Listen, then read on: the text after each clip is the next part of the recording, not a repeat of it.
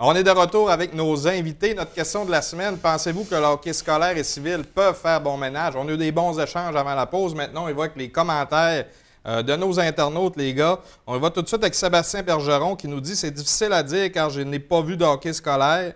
La guerre se livre entre Hockey Québec et la PHS, comme on disait. Un peu ridicule selon moi. Il n'y a rien de mal à ne pas suivre la structure de hockey scolaire. » Pour répondre à la question, je crois que ça devrait être cohabité car ça offre une alternative aux joueurs de hockey, même si le talent peut être éparpillé. C'est vrai, si on parle de talent éparpillé, ça peut-tu nuire à certaines équipes? C'est sûr que ça vient diluer les équipes aussi. C'est sûr que plus il va y avoir d'équipes, plus écoute, il y a plus de choix. Il y en a qui s'en vont là. La HPS, comme tu demandais, le québécois. Je ne sais pas, je n'ai jamais vu. RSEQ, j'en ai vu, il y en a ici. Un bon calibre. Mais c'est sûr que plus il y aura d'équipes, plus ça dilue.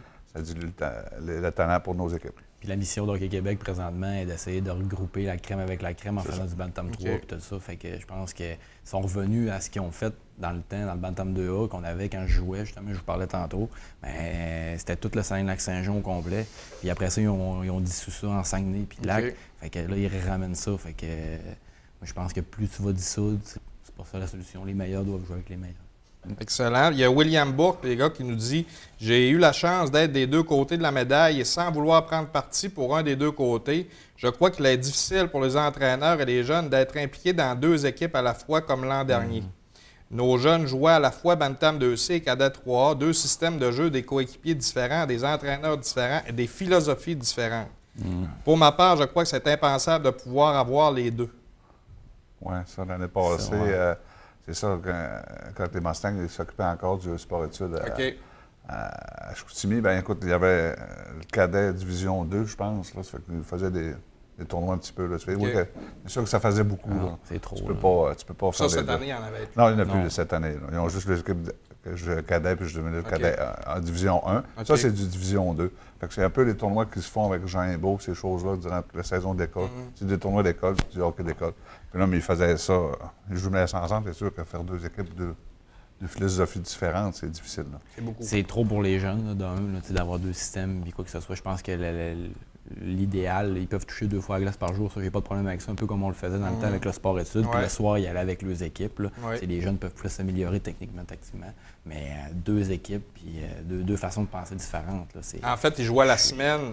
Pour éclairer peut-être les gens, ils jouaient la semaine dans le hockey scolaire puis la fin de semaine dans leurs équipes, c'est ça? Des fois, c'était les 2 fois. Même la fin de semaine, les deux. Ça dépendait. Ça. OK. Effectivement, ça faisait des petits chocs des fois avec les équipes Bantam 2C. OK. On continue. Isabelle Bergeron nous dit « Oui, certainement, pourquoi pas. Le baptême a été fait en région cette année au niveau cadet, ça s'est bien passé. Au niveau des performances ainsi qu'au Bantam 2A. Ce sont deux organisations bien structurées.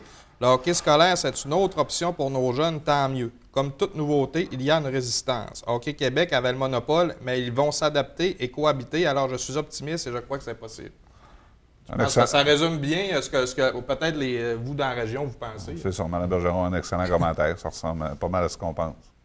Excellent, on continue. Arnaud Dubé, que vous connaissez bien. Non.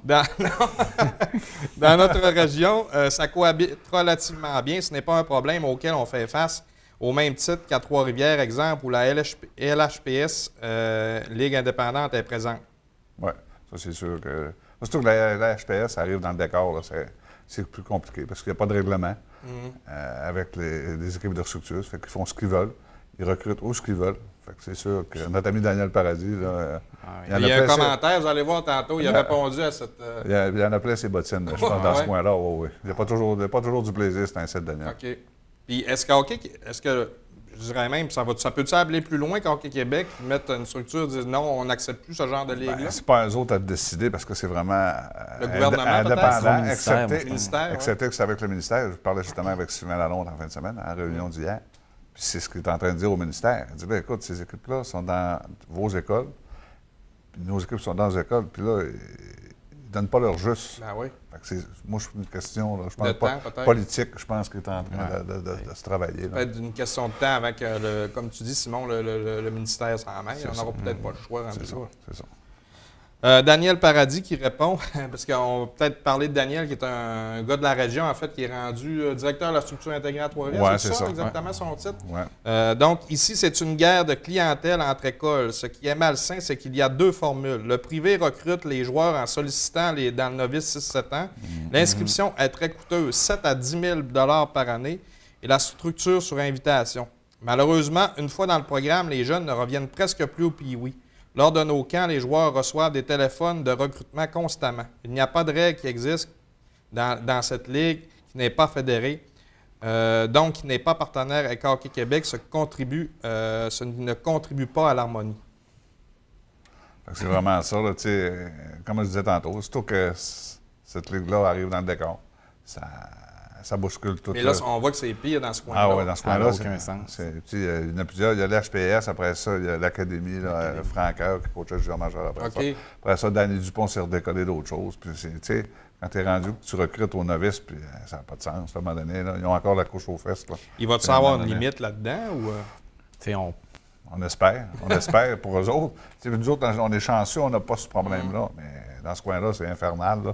Il va falloir un jour qu'il se passe quelque chose, que le gouvernement ou le ministère ou peu importe mette la réglementation aussi pour cette ligue-là. Ils ont tellement des belles infrastructures qu'on parle tout le temps, ils ont des infrastructures privées, mais ça crée d'autres problèmes dans le privé également. Tout le monde se repart de quoi avec les arénas qui sont disponibles puis les places qui sont disponibles. Ça fait que ça crée quelque chose qui est pas sain, je trouve. C'est les jeunes. Est-ce que c'est les jeunes qui payent dans ce cas-là? Je pense pas. Écoute, les jeunes, ils vont... Ils choisissent bien ce qu'ils veulent. C'est pas les jeuns qui choisissent, c'est les parents. Les parents choisissent, comme Daniel dit, il y a des places, ça coûte 10, 12, 15 000. À un moment donné, tu fais du hockey, c'est des gros sous. Là. Ouais. Dans la structure, on essaie de plus... C'est le même prix que dans le temps que tu étais là, ça n'a pas changé. On essaie de tenir ça le plus bas possible en faisant des petits miracles, mais... C'est pas toujours évident. C'est pas évident, là, on est en région, le concept d'économie n'est pas facile. Il faut essayer de garder ça accessible à tout le monde. On va y aller avec un dernier commentaire, les gars, de Yannick Guay, qui est un ancien aussi de la région, un ancien entraîneur des Espoirs. Certain que les deux peuvent cohabiter. Les meilleurs joueurs doivent jouer avec les meilleurs. Quand on parle de meilleurs joueurs, on ne parle pas ici de 40 joueurs, mais de 20 joueurs dans une seule équipe. Les autres joueurs ont plusieurs options qui s'offrent à eux. On parle RSEQ, LHPS, association, etc. Et le hockey scolaire devient la meilleure alternative dans ce cas, car la plupart des entraîneurs proviennent des structures et ce sont des employés des écoles. Donc, le meilleur des deux mondes. Fait que là, dans le fond, est-ce que Yannick dit, peut-être je me trompe, si tu peux répondre, Simon, est-ce qu'il dit qu'on garde le hockey de développement, mais on enlève le hockey scolaire qui est la RSEQ, puis on garde la LHPS, c'est tout ça? Pas nécessairement. Lui, Yannick, il s'occupe vraiment, il est dans une école, il est à Chêne-Bleu, puis il a ses équipes juvéniles, puis cadets, etc. Puis lui, là, il va tout le temps pousser au niveau de sa structure pour amener les jeunes au midget 3, puis quoi que ce soit. Mais comme il m'a appelé, il a dit, hey, ce jeune-là, pensez-vous le couper, pensez-vous qu'il va faire l'équipe? Moi, je serais intéressé, moi, j'ai des dépisteurs, je serais intéressé à l'amener dans mon programme. Puis là, lui, si mon jeune s'en va là-bas, on regardait même sous des affaires pour qu'il soit affilié, mettons, pour les élites de Jonquière. Fait qu'exemple, que je m'envoie à Châteauguay, puis que j'ai un blessé, est-ce que je peux prendre le gars qui évolue à Chêne-Bleu de mon territoire? Fait que, on regardait ça. Fait que, lui, il va amener des joueurs qui sont proches de jouer midget 3 dans ses calibres juvéniles. Puis s'il peut être repêché junior majeur, tant mieux. Lui, ça fait mousser son programme, puis tant mieux. Je pense qu'il est là pour les bonnes raisons, puis il fait les bonnes choses dans ce cas-là. Puis la vision qu'il amène là, puis c'est du côté hockey scolaire, parce qu'il est vraiment hockey scolaire. Puis il est pro-structure quand même. Fait que, je pense que... il a travaillé pour la structure là-bas aussi. Là. Il était maintenant pour voir 2 ans. Là, puis il est entraîneur-chef pour les Jeux du Québec. Là, fait que... C'était très intéressant, les gars. Je vous remercie. On va sûrement en reparler peut-être avec des gens aussi qui proviennent aussi vraiment du milieu scolaire. Peut-être l'an prochain, on verra, s'ils veulent bien venir à l'émission. Pour nous, on se retrouve après la pause avec les événements sportifs de la semaine.